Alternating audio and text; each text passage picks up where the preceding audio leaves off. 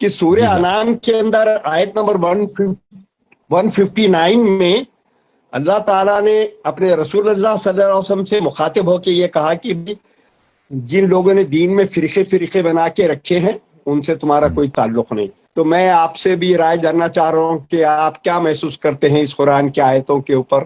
دیکھیں، ان الذین فرقوا دینہم وکانوا شیعا لست منہم فی شیء، جنہوں نے دین میں افتراق پیدا کیا اور گروہ بن گئے، آپ کا ان سے کوئی رابطہ نہیں ہے. اہل بیت اطہار علیہم الصلاۃ والسلام کا اس کے ذیل میں حدیث ہے کہ ان الذین فرقوا دینہم، اس سے مراد ہے ان الذین فارقوا علی بن ابی طالب علیہ السلام، جنہوں نے ہمارے آقا، ہمارے سرور نفس نبی صلی اللہ علیہ وآلہ وسلم، وارث نبی صلی اللہ علیہ وآلہ وسلم، مسلمین کا ولی، مسلمین کا امام، ان کو چھوڑ کے دوسروں کو امام بنا دیا. فرقے تو اس سے بن گئے نا. فرقہ تو رسول صلی اللہ علیہ وسلم نے تو نہیں بنایا، فرقہ انہوں نے بنایا ہے. فرقے بن گئے جب رسول صلی اللہ علیہ وسلم کی سنت کو، ان کے اقوال کو، ان کے فرامین کو چھوڑا گیا، ترک کیا گیا. تو جب رسول صلی اللہ علیہ وآلہ وسلم نے، فاروقی صاحب، انہوں نے فرمایا کہ علی ولی کل مؤمن من بعدی، امام علی علیہ السلام میرے بعد ہر مؤمن کے ولی ہیں. ملاحظہ کریں، یہ کتاب سنن ترمذی، چاپ دار الفکر، 2005 میں چھپی ہے. یہ رسول صلی اللہ علیہ وسلم کی حدیث ہے، اور ترمذی اس حدیث کو نقل کر کے کہتے ہیں یہ حدیث حسن ہے. نبی کریم صلی اللہ علیہ وسلم نے فرمایا هو ولی کل مؤمن من بعدی، علی علیہ السلام میرے بعد ہر مؤمن کے ولی ہیں. تو جو اس راستے پہ رہا ہے اس نے کوئی فرقہ نہیں بنایا.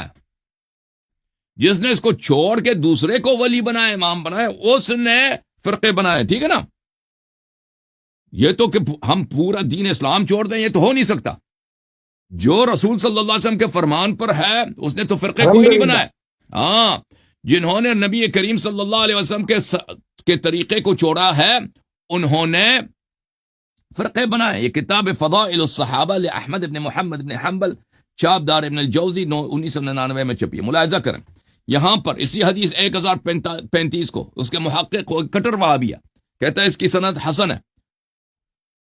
بلے فرمایا کہ هو ولی کل مؤمن بعدی، یہ دعوا علی ان علی منی وانا منہ، علی علیہ السلام میرے ہیں اور میں ان کا ہوں، اور وہ میرے بعد ہر مؤمن کا ولی ہے. ٹھیک ہے نا. تو عرض یہ ہے کہ دین میں تفرقہ کیسے پیدا ہوا کہ جعلی امام، جعلی خلیفے بنے. ہم تو اسی راستے پر ہیں جو رسول صلی اللہ علیہ وسلم نے فرمایا انی تارک فیکم من نخذتم به لن تضلوا بعدی ابدا، کتاب اللہ وعترتی اہل بیتی. تو بالکل ہم یہی کہتے ہیں کہ ان سب فرقوں کو ختم ہونا چاہیے.